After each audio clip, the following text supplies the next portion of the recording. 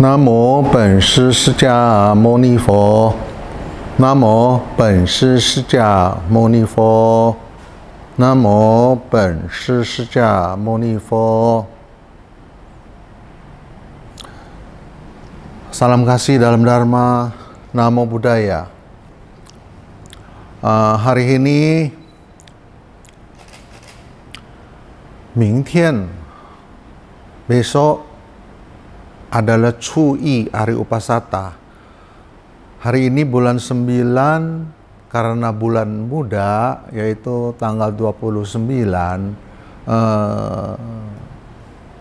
hari terakhir bulan 9 lunar.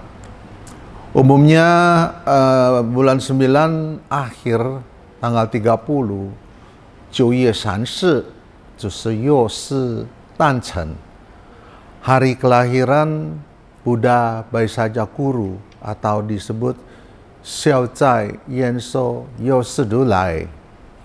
Buddha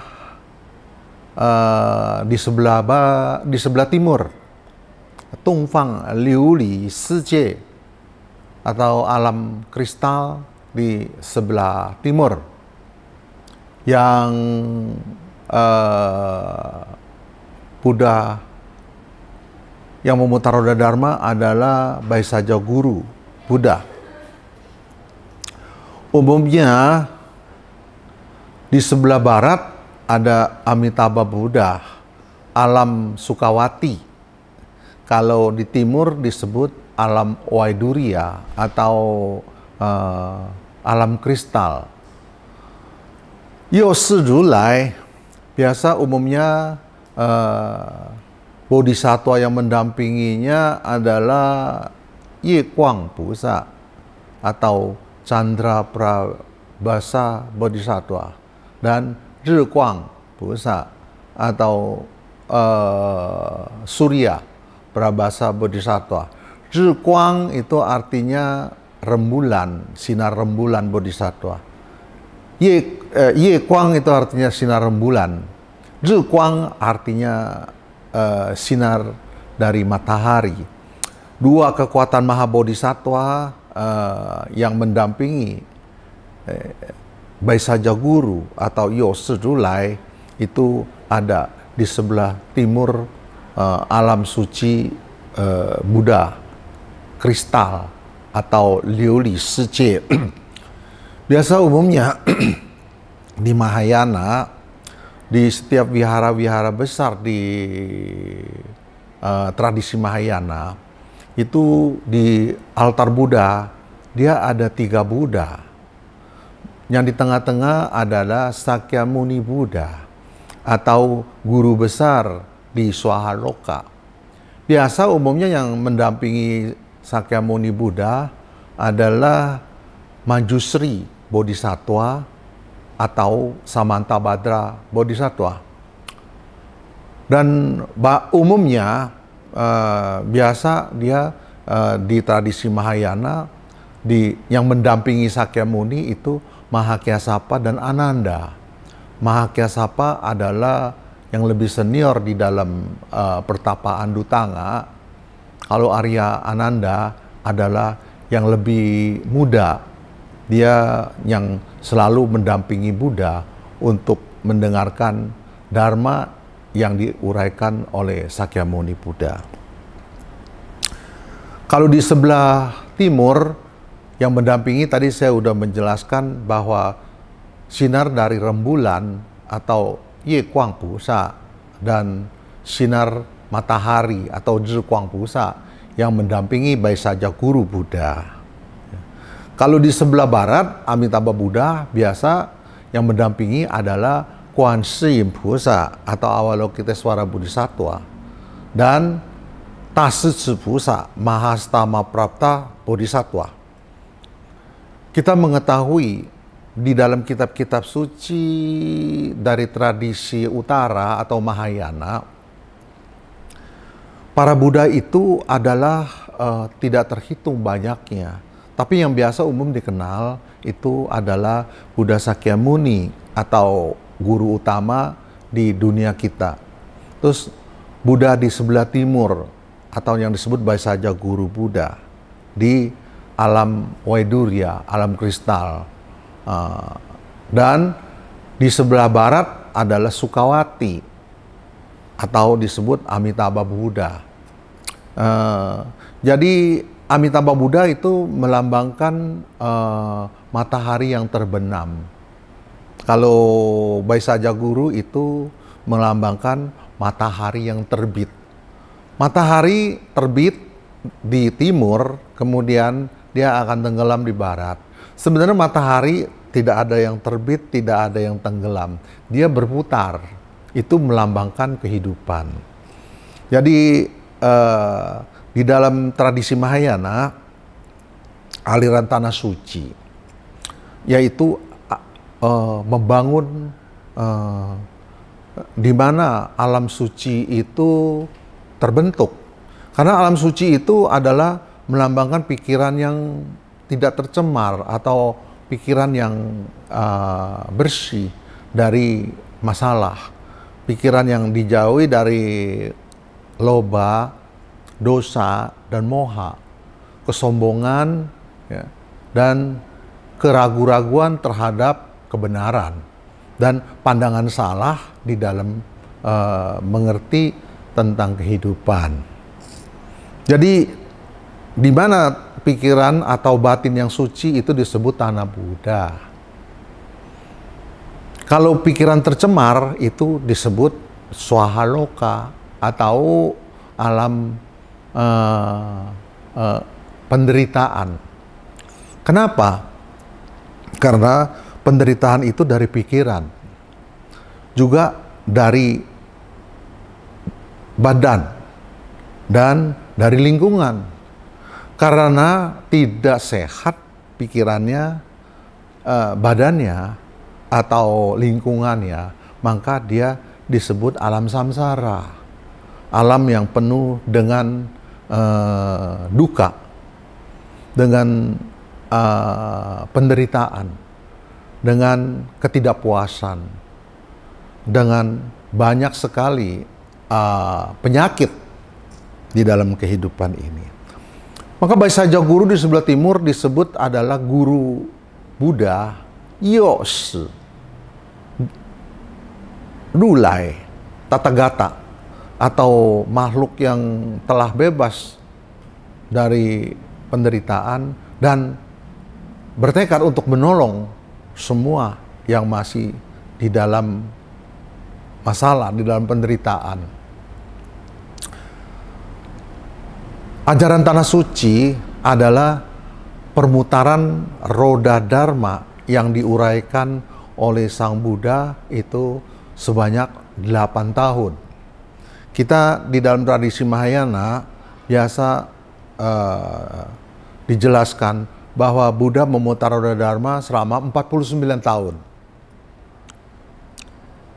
Roda dharma yang pertama itu di bawah pohon Bodhi setelah dia mencapai kesempurnaan, mencapai kesadaran agung. Dia menjelaskan kepada Mahabodhisattva selama 3 minggu atau 21 hari. Maka disebut periode itu adalah periode Awatansaka, periode karangan bunga. Dan dia melambangkan skripsi atau semua mencakup ajaran Buddha, seluruh ajaran yang telah dia uraikan termasuk di dalam periode Awatansaka. Tetapi makhluk yang masih banyak sekali masalah, sulit sekali mendengar atau mengerti tentang ajaran kesempurnaan yang maha agung itu. Jadi Sang Buddha pikir dia tidak akan menguraikan dharma yang sempurna ini di dalam alam 6 alam kehidupan, di alam manusia yang umum awam punya. Tapi karena Maha Brahma Sampati dan Sakra Dewa Indra memohon kepada Buddha untuk menjelaskan, memutar roda dharma yang dapat membebaskan karma atau penderitaan para makhluk itu bisa dapat diajarkan di dalam dunia ini. Jadi karena itu Sang Buddha bertekad untuk berusaha mengajarkan dharma yang indah pada awalnya, indah pada pertengahannya, dan indah pada akhirnya, untuk membebaskan kita semua dari karma buruk, dapat membebaskan kita semua dari kekotoran batin, dapat membebaskan kita dari masalah kelahiran dan kematian. Setelah itu dia turun ke Isipatana atau Taman Rusa untuk menguraikan tentang jalan sebab akibat yang kondisinya adalah untuk menyelesaikan masalah di dalam kehidupan alam samsara. Ajaran itu dia uraikan selama kurang lebih 12 tahun. Maka disebut Ohan Seer Fang Ten Pa. Seer itu berarti 12 tahun dia menguraikan tentang duka, tentang samudaya, tentang niroda, dan marga. Duka itu adalah tidak puas atau penderitaan. Sebabnya adalah kegelapan batin atau nafsu yang tidak sehat. Kemudian niroda atau nirwana itu alam yang dimana telah menghapus kekotoran batin dan mencapai pembebasan kehidupan untuk mencapai kebahagiaan yang sempurna, di mana kelahiran dan kematian hilang dan dia mencapai pembebasan lahir batinnya dari penderitaan. Nirwana itu tercapai kalau dia dapat berjuang, melatih diri dengan jalan tengah. Jalan tengah itu berarti tidak memanjakan diri di dalam keduniawian dan tidak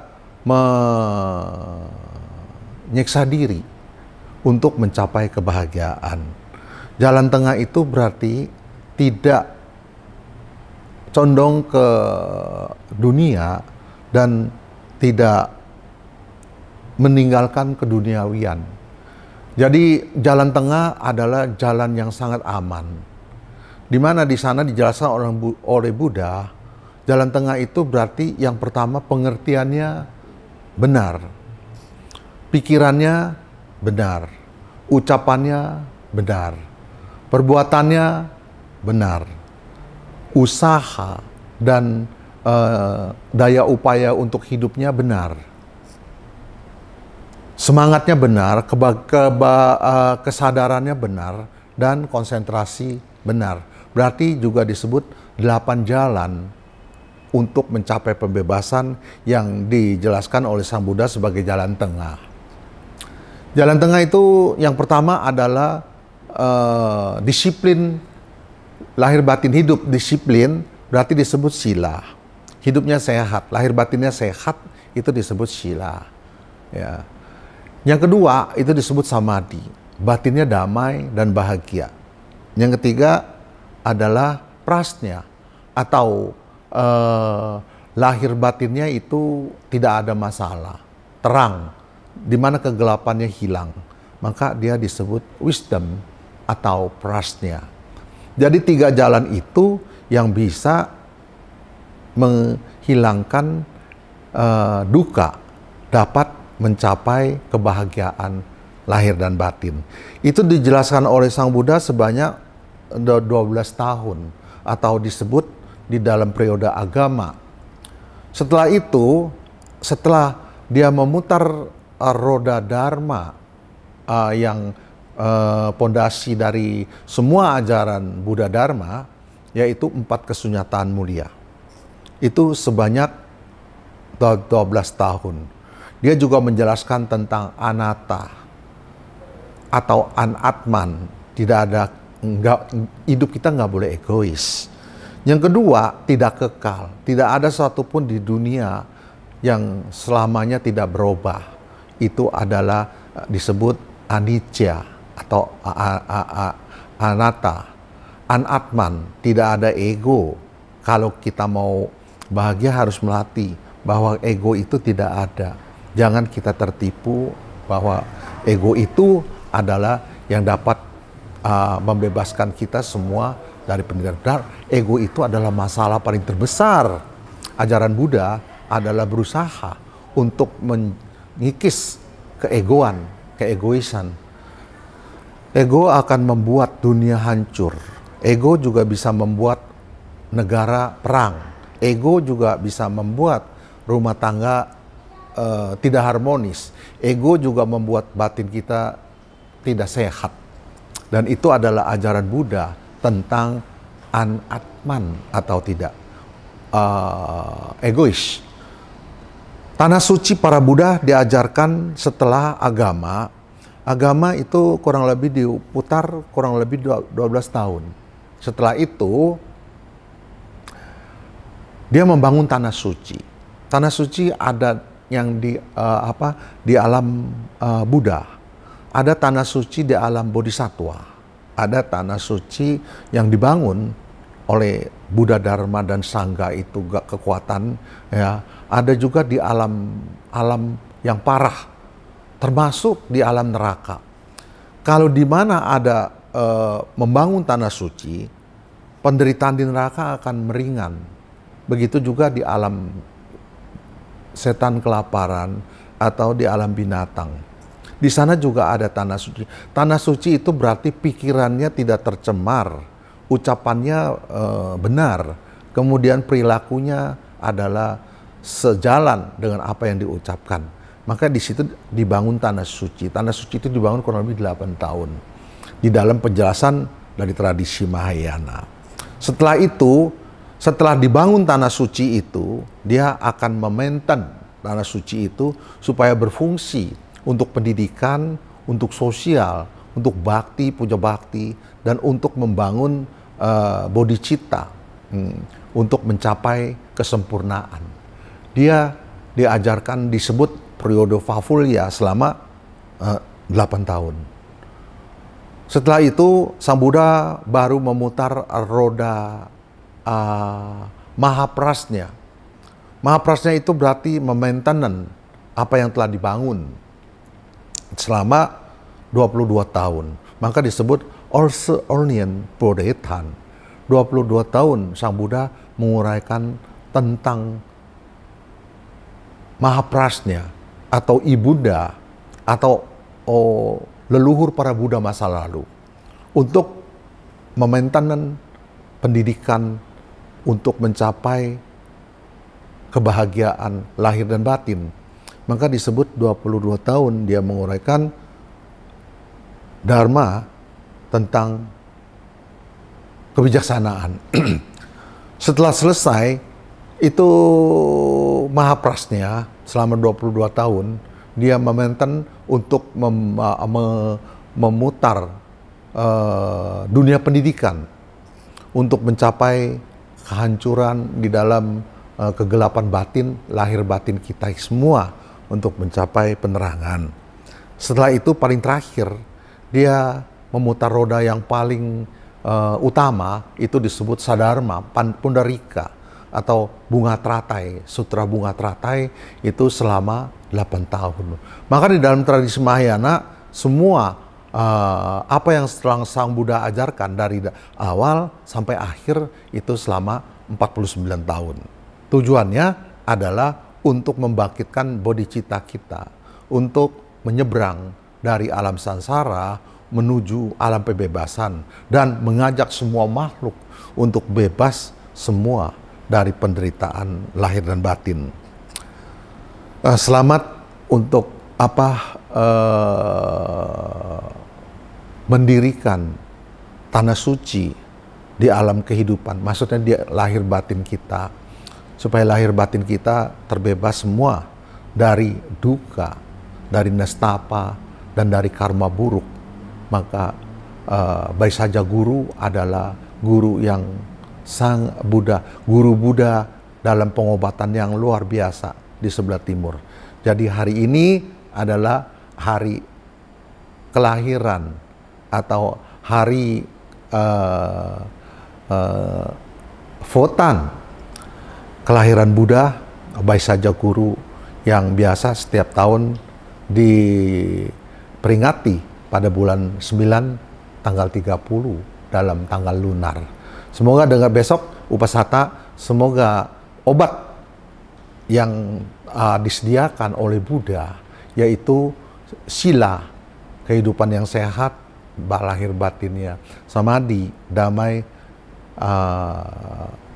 dan bahagia, sejahtera lahir batinnya, dan prasnya atau pikiran batin yang dijauhi dari karma buruk atau kegelapan yang ada di dunia kehidupan ini, supaya kita bisa panjang usia, sehat lahir batinnya, dan bebas semua penderitaannya di dalam fisik maupun di dalam mental. Selamat, semoga semuanya makhluk berbahagia. Om Tawafo.